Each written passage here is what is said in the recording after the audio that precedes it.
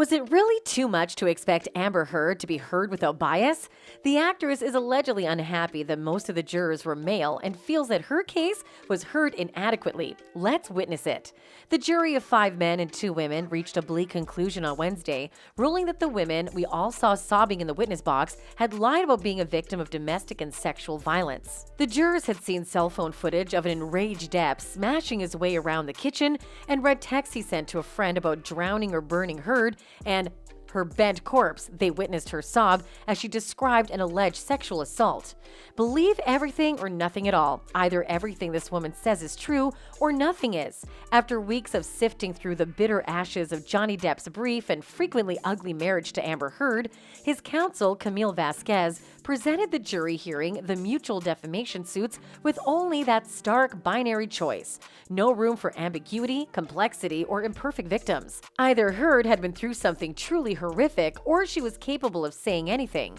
It was a false dichotomy, but it was a ruthless strategy for removing any lingering doubts in a trial where both sides' expert witnesses had repeatedly contradicted each other, and it appears to have worked. The jury has given me my life back, said a triumphant Depp, who was awarded $10.35 million in damages for a newspaper article in which his ex-wife described herself as a public figure representing domestic violence, facing the full force of her culture's wrath for women who speak out.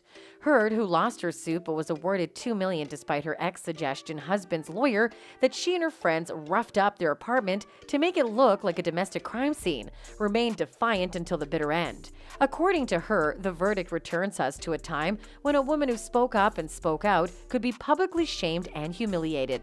It undermines the notion that violence against women is to be taken seriously.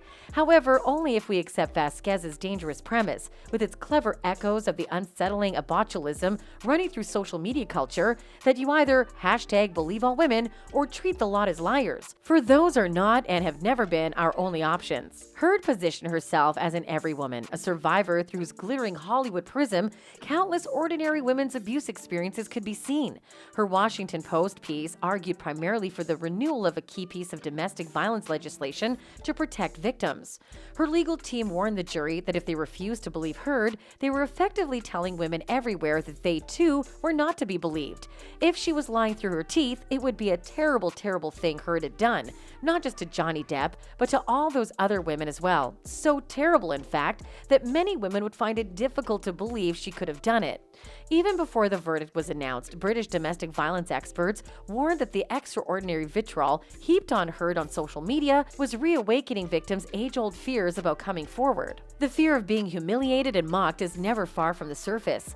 And why wouldn't it be, given that this harrowing trial was treated in some quarters as just another light celebrity spat, live-streamed globally via YouTube for viewers' viewing pleasure? Monica Lewinsky, whose own trauma was once exploited for public entertainment, coined the term courtroom porn to describe a type of exploitation in which the voyeuristic viewer is uncomfortably complicit. Nonetheless, Depp fans held girls' night in to watch it, and on the social media platform TikTok, young women mockingly acted out snippets of Heard's testimony.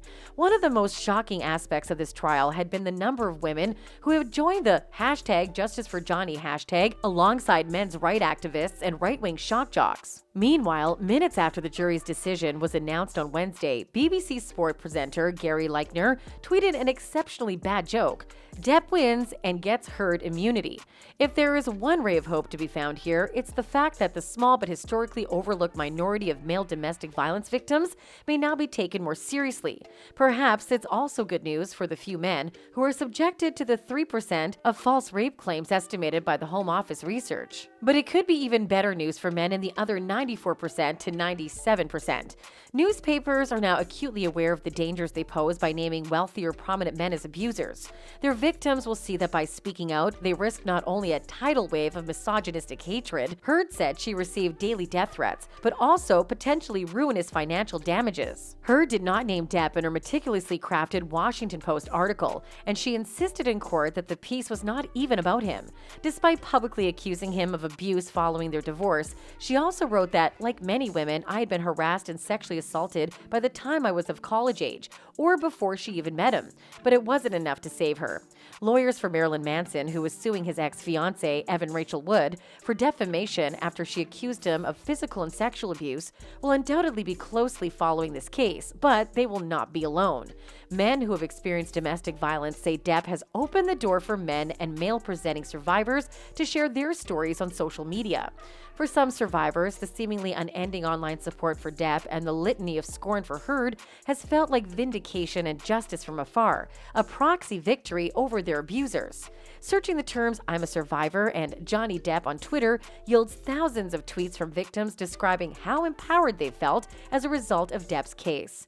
There's a lot of male survivors of abuse out there talking about their experiences because of Johnny Depp, Canadian writer, producer, and YouTuber Leanna Kersner tweeted, later adding, "Women are not default victims. Men are also abused. I'm a survivor and I support Johnny Depp because what happened to him happened to me," wrote another. The same level of depravity and malicious intent. "As a DV survivor, a male victim, I'm disgusted that media is catering to Amber," said another. "I lost years of my life and I still have panic attacks, nightmares, and the feeling that I'm in the wrong." And while the case is a civil defamation suit in which no one faces criminal charges or jail time, the support is enough for some. "I would never fight back because I would never want to be in Mr. Depp's position," Jack said, fearing that if he did, the former partner would accuse him of being the aggressor. "Now that he's come forward, it allows me and others to say, I too have been abused by a domestic partner." Amber Heard did not lose because the legal system let her down. Amber Heard was defeated because she's an abuser. A mountain of evidence is stacked against her. And this decision does not represent a setback for women. It's a wake-up call to stop believing someone solely on the basis of their gender. As the sensationalized defamation trial gained international attention, many shocking details about the former couple's turbulent relationship became public. However, one aspect of the trial was kept private: the name of the jurors. The Fairfax, Virginia court announced that the name of the panel would not be released. However, jurors were permitted to identify themselves voluntarily. A TikTok user claiming to be a jury member took to the social media platform to share his thoughts on the defamation trial. Because of the gravity of the situation, he wished to remain anonymous. YouTuber Joseph Morris posted the TikToker video to his channel, in which the alleged juror said, "So today was my last day of being a juror on the Amber Heard Johnny Depp trial, and I wish to remain anonymous and to give insight and thoughts about the trial. I don't really follow pop culture, so I wasn't a fan of Johnny Depp or Amber Heard, so I was able to be fairly objective about the whole thing." Amber Heard's testimony, he added, just seems so off from the start. "She kept making eye contact with me and it made me extremely uncomfortable, to the point where I would no longer look at her when she was giving her answers," he continued. "I would just listen intently and everything she said sounded like nonsense. And I wasn't following anything on TikTok during the trial. And it blows my mind how everyone seemed to be commenting on how strange it was after the trial. So that's great news for Johnny Depp." Why was Amber Heard locking her gaze on the jurors? Experts revealed that Heard was attempting to humanize herself. Expert Judy James stated that the 36-year-old was attempting to form an emotional bond with the panel members. The effect would be to humanize herself to the jury rather than isolating herself as a celebrity who they will presumably have been hearing negative comments about, James told a news outlet. People turned against Amber Heard not because Johnny Depp is a powerful man or a famous actor, but because we saw who was telling the truth and who wasn't during the trial. Susan Constantine Profito, a behavior specialist, told Fox News Digital that her legal team must have coached her to make eye contact with the jury. However, the same can work against her by making the jury feel uncomfortable.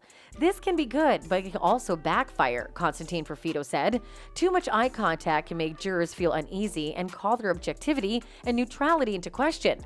What do you think of Amber pointing fingers at the jurors' gender? Let us know in the comments down below. Make sure to like and subscribe to keep in touch with the latest uploads on all things pop culture. See you in the next video.